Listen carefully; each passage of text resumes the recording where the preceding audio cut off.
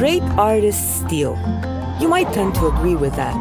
But at the same time, you might find these works, which are far from building anew, lazy. Real art, we're told, is the product of exceptional achievement, different from anything that's been done before. After all, the great creators in history never went around borrowing and copying other people's works.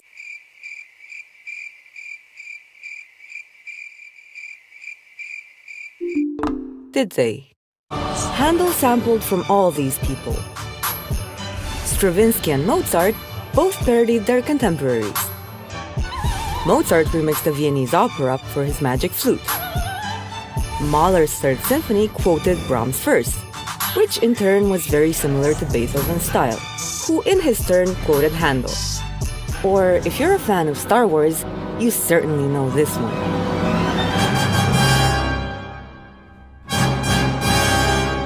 Except that's not Star Wars. This is Star Wars.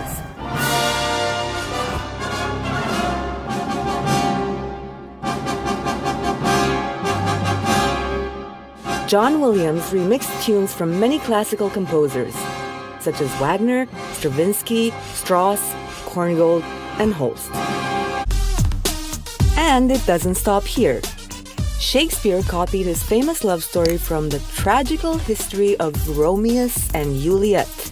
He also mashed up significant chunks from George North, Thomas Kyd, Raphael Holinshed, Chaucer, Ovid, Thomas Lodge, Robert Greene, and many, many more. I have you. Michelangelo forged sculptures early on in his career. Van Gogh made 21 copies after Millet, the artist he greatly admired. T.S. Eliot famously copied a sizable chunk from Madison Cawein to write The Wasteland. Picasso made several remixes of Manet's The Luncheon on the Grass, just like Manet had previously borrowed from Raimondi. Oh, and George Orwell's 1984? Inspired big time by the plot and themes of a little Russian novel called We by Yevgeny Zamyatin.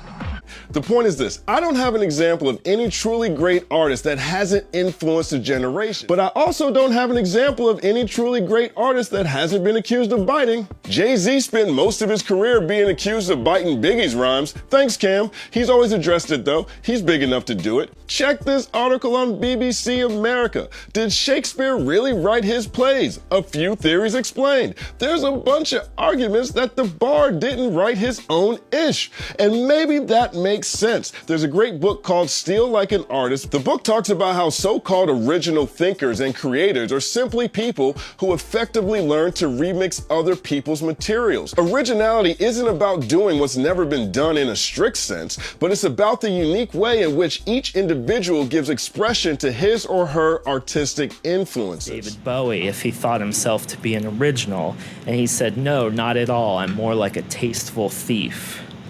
He said that the only art he'll ever study is the stuff that he can steal from. The writer Jonathan Lethem, he has said that when people call something original, 9 times out of 10, they just don't know the references or the original source material involved. And there was another writer who said, what is originality? Undetected plagiarism. What a good artist understands is that nothing comes from nowhere. All creative work builds on what came before. Nothing is completely original. This itself is actually not a new idea. It's right there in the Bible. Ecclesiastes chapter 1, verse 9. That which has been is what will be done, and there is nothing new under the sun. See, I think if we're free of the burden of trying to be completely original, we can stop trying to make something out of nothing, and we can embrace influence instead of running away from it. And here's an example of what I'm talking about: genetics. You have a mother and you have a father. You possess features from both of them, but the sum of you are. You're a remix of your mom and dad and all of your ancestors. And just as you have a family genealogy, you also have a genealogy of ideas. We don't get to pick our families, but we can pick our teachers, and we can pick our friends, and we can pick the music we listen to and the books we read, and we can pick the movies we see. Jay-Z actually talks about this in his really great book, Decoded, and I'm going to read you a passage from that. He says, "We were kids without fathers, so we found our fathers on wax and on the streets and in history. We got to pick and choose the ancestors who would inspire the world we were going to make for ourselves. See, you are in fact a mashup of what you let into your life. You are the sum of your influences."